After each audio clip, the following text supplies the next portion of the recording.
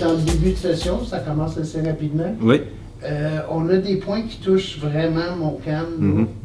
J'aimerais ça qu'on en parle, entre autres la ligne 735, Oui. qui s'apprête à s'en venir. Là.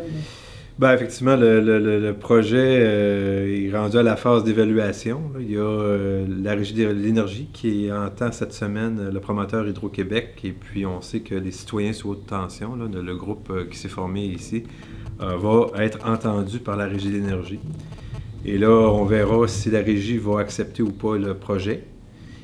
Si la Régie l'accepte, il va y avoir aussi un BAP, c'est-à-dire que le BAP va venir faire des audiences publiques ici dans la région. Puis ce sera l'occasion pour les citoyens de la région de se faire entendre.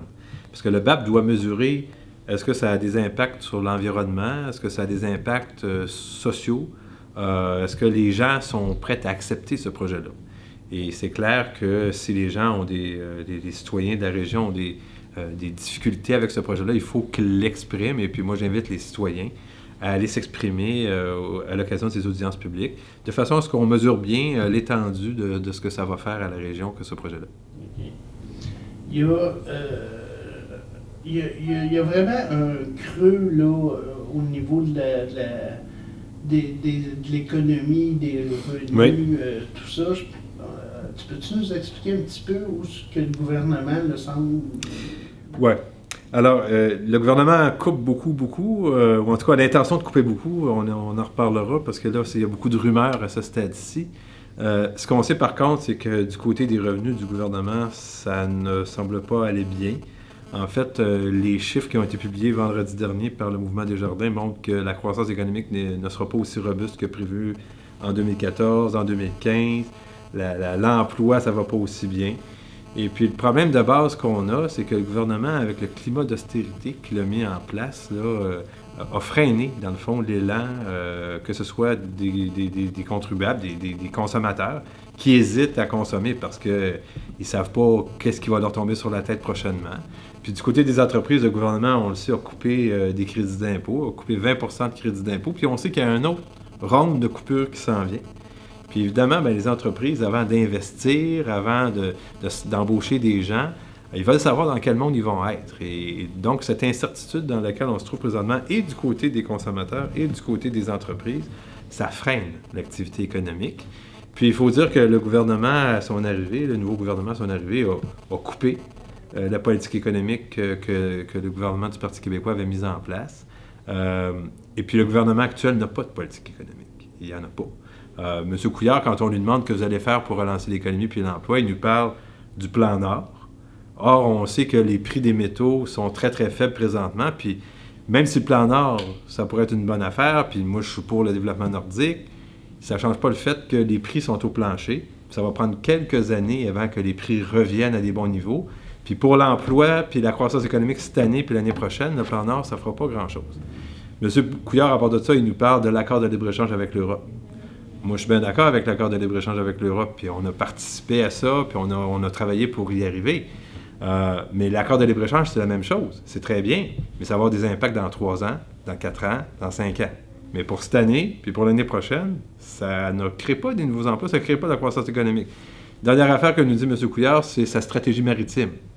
Puis là, il nous parle de son pôle logistique, un lieu où on aurait des moyens de transport qui se rejoignent, des autoroutes, des chemins de fer, un port, du transport aérien, puis dans une espèce de grand méga-centre de distribution.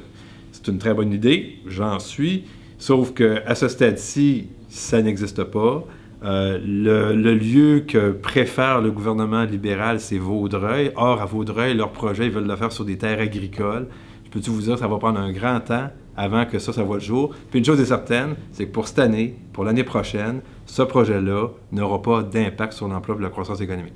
Fait que quand M. Couillard nous répond, il nous répond des choses qui vont avoir des impacts dans 3, 4, 5 ans. Aujourd'hui, là, on n'a pas de politique économique, on n'a pas de politique de développement, puis c'est très inquiétant. S'ajoute à ça le fait qu'on a des rumeurs qui veulent couper dans les CLD, ils veulent couper dans les centres jeunesse emploi, ils veulent couper dans tous les outils qu'on s'est donnés pour faire du développement économique régional. Alors, c'est inquiétant. C'est inquiétant. Il y a l'autre point de vue qui s'annonce aussi avec des coupures, c'est auprès des organismes puis là, au sens large, Ouais, c'est ouais. pas, c'est inquiétant ça aussi. Oui, ben ça va avoir un impact direct sur la population dans notre région. Le gouvernement a lancé plein de ballons, là, puis on ne sait pas exactement ce qui va se matérialiser, mais on sait que il y a une possibilité de coupure et dans les organismes de lutte contre la pauvreté. Puis on sait qu'on a des difficultés à cet égard ici dans notre région. Puis il y a aussi des organismes qui, surtout dans le secteur de la santé, si on veut, là, qui aident beaucoup des gens qui font du transport en santé, des choses comme ça.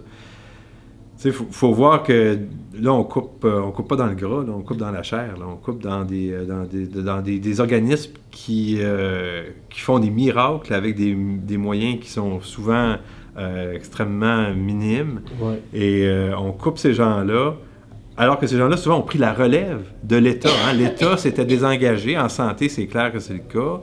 Pour aider nos gens en difficulté puis qui ont des difficultés financières, l'État s'est souvent retiré avec le temps.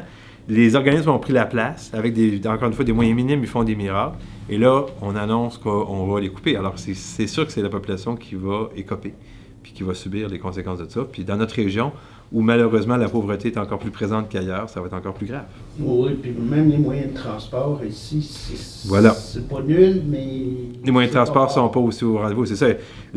La difficulté qu'on a ici, c'est que notre pauvreté, elle s'accompagne d'isolement. On est des gens qui sont isolés, qui n'ont pas accès à des réseaux, qui ne peuvent pas se déplacer pour aller chercher des services.